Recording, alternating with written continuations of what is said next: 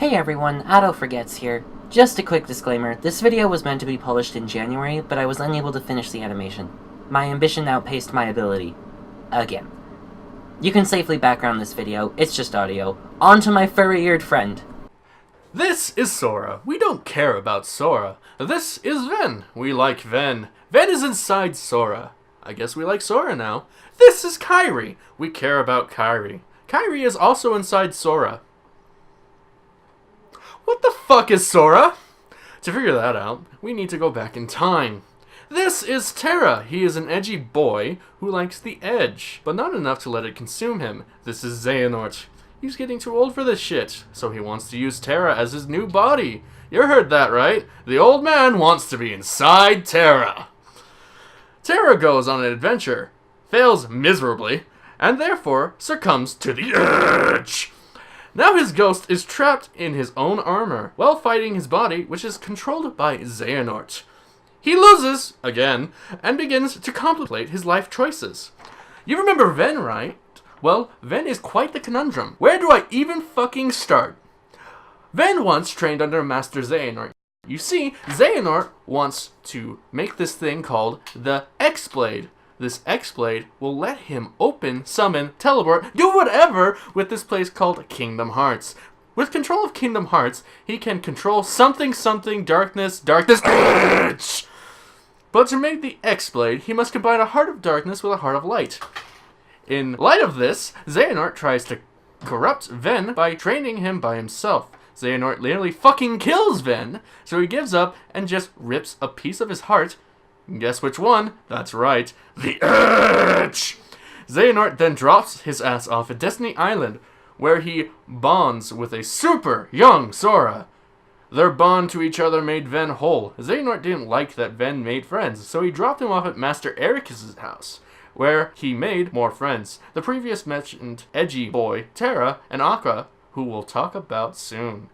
Ven follows Terra on his adventure, sort of, not really catching up. For the most part, Terra didn't know he was being followed. After this adventure, Ven fights the piece of his heart, the one that Xehanort stole, which has become Vanitas. Vanitas looks like Sora. Again, what the fuck is Sora? After Ven wins, Vanitas is so damn salty that he pulls him into his own mind where he has control. Cheap ass motherfucker. A fighting ensues. Oh, by the way, because a heart of light and a heart of darkness combined in this act, the X-Blade now exists. But it doesn't matter, because Ven wins, thereby breaking it. On top of all that, Aqua was fighting the physical form of Vanitas and Ven while the Battle of the Minds happened. When Ven won, he somehow fell into a coma. But hey, remember that bond with Sora? Well, Ven's heart now dwells inside Sora. Aqua, being the good Samaritan she is, decides to take Ven to a safe place known as Castle Oblivion. This was their home once, but Terra ruined that for them. This is Aqua. Aqua is Terra and Ven's garbage boy. She cleans up after their mistakes and in the end is sent to fucking hell for her kindness. See, I told you we'd get to her eventually. This is Sora. He wakes up from one hell of a dream to find Kairi staring at him while he sleeps. Because people do that, I guess. Now let's talk about Riku, the problem child. Riku wants to travel to different worlds on a raft. Nice try, but you don't need a bigger ship, mate. Also, you got bad guys behind you. So Sora has to go save Riku's ass. This fails, and Riku is fucked. But Sora pulls a Keyblade from nowhere and escapes the darkness. Oh, by the way, Terra, Ven, and Aqua gives Riku, Sora, and Kairi the ability to wield Keyblades. After a bit of grinding, Sora goes looking for Kairi, who was missing, apparently? He finds Kairi in their little cave/hideout thing. She looks fine, and then suddenly turns into a cloud of glitter that falls on Sora. Sora is probably mortified by losing two of his best friends. But he ain't got time for that, because now he has to go fight a big-ass Chunkinator that's eating his island. Sora, with the assistance of a dog named Pluto, wakes up in a place called Traverse Town. Not sure where he is, he walks around aimlessly until a cutscene happens. Oh look! Final Fantasy characters! And Disney too! What the fuck is going on? Whoa, this is really close to just being fanfiction. And then Riku's girthy... Oh god, this is just fanfiction. Okay, now back to the story. So Sora is what this world knows as a Keyblade wielder. A Keyblade is the only weapon that will vanquish the Heartless. Heartless are basically mindless, raging spirit demons. Heartless were allegedly created by a man named Ansem. Sora is joined by Donald Duck and Goofy. These three are tasked with saving the worlds, as in plural, from darkness. After a couple worlds, we find that Riku is still alive. From there, Sora and Riku catch up with each other, because it turns out that Riku is fine, I guess. Sora wants Riku to come with. Donald says no. At this point, Riku is jealous that Sora replaced him with a dog and a duck. Riku, the dumbass, teams up with Maleficent, who's totally not evil. He does this to try and find Kairi, because I guess Sora never told Riku that their best friend is probably dead. Riku does some bad shit that Team Sora has to deal with. After that, Team Riku does, indeed, find Kairi's body as a vegetable. That is to say, she's fucking comatose. Riku tells Sora that Kairi is in a coma. Shenanigans ensue, and Riku takes Kairi to somewhere called Hollow Bastion after a pitiful boss fight. Sora follows him there. This was a mistake. So at this point, the story has basically neglected to remind us that Sora is some kind of magical chosen one. Except he's not. According to Riku, he himself is the real chosen one. But because of darkness blah blah blah, he can't be the chosen one. So he still's back the chosen one status, which happens to include the Keyblade, Donald, and Goofy. So I guess Sora has no friends, and I think I care about him now.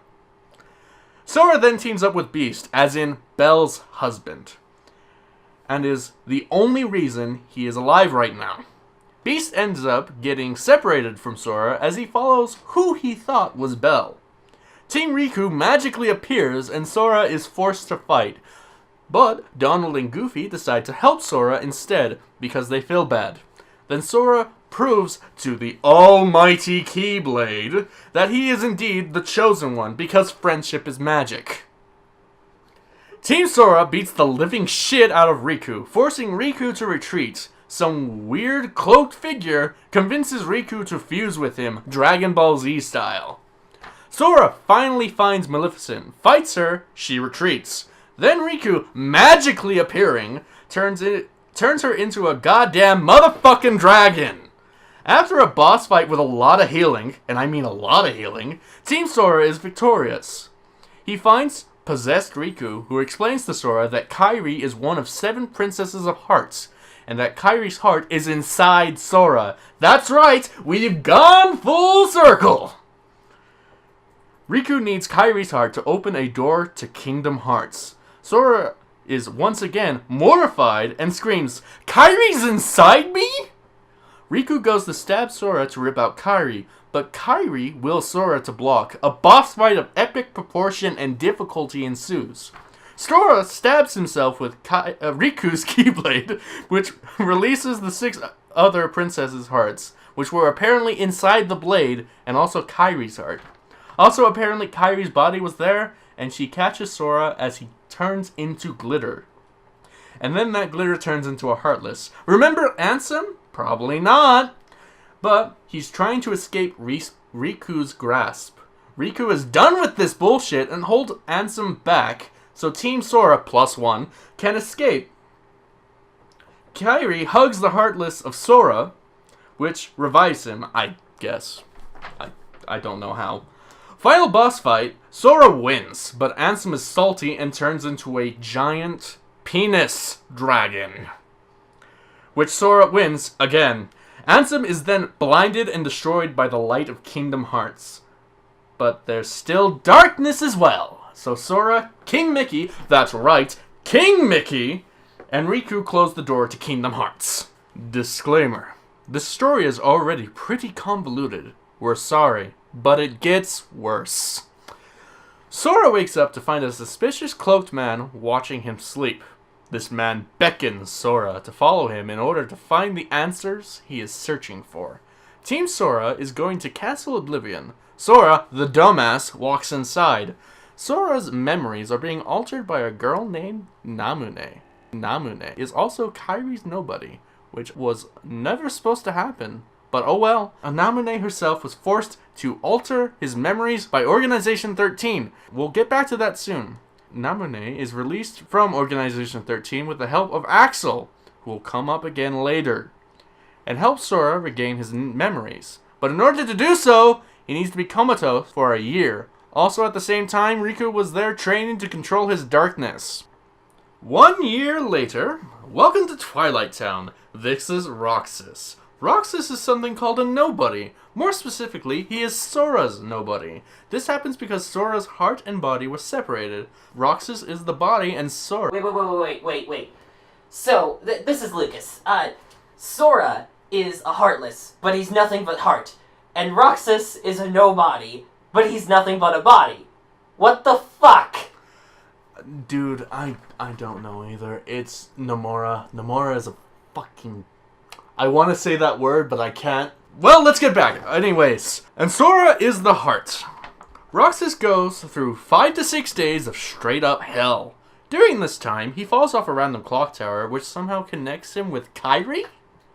Because of this, Kairi decides the best method of communication is sending a letter in a bottle through the ocean from Destiny Island. At the end of all of it, he was forced to combine with Sora, effectively killing him. This is done so Sora can regain his full power. This was all orchestrated by a guy named Diz. He'll come up again later. Sora, once again, has 2 people inside him. We're still no closer to answering our question.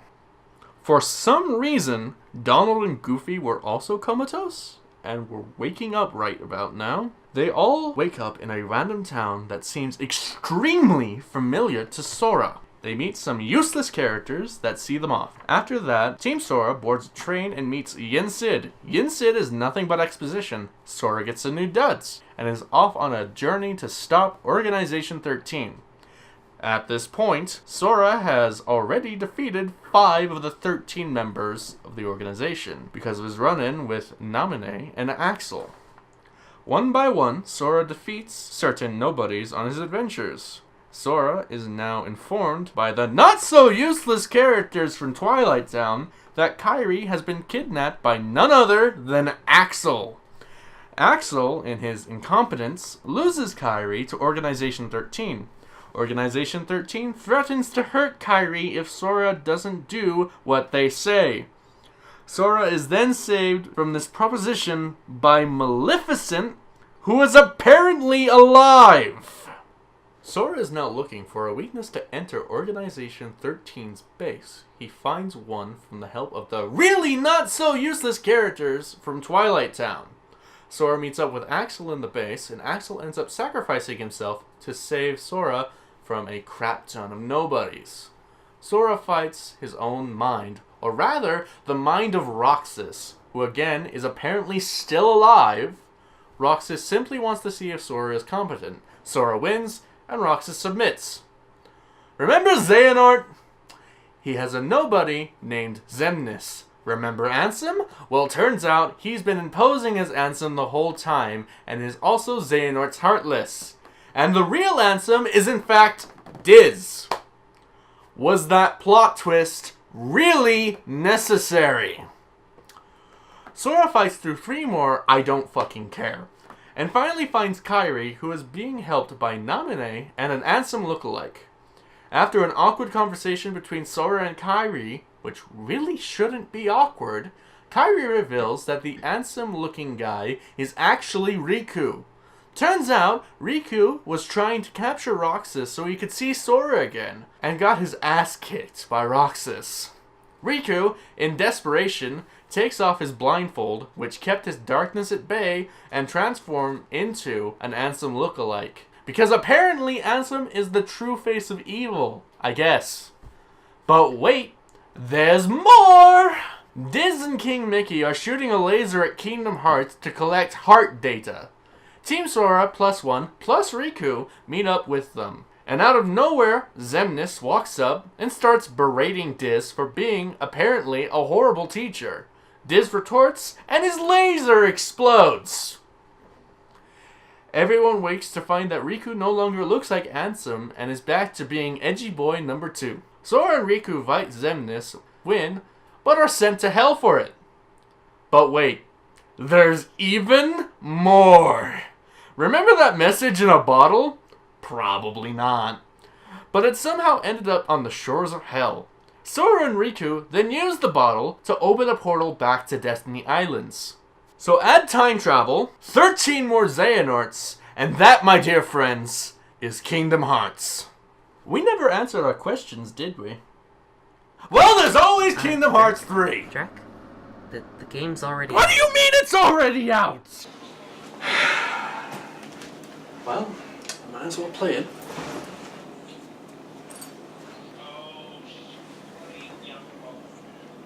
Well, that was very underwhelming.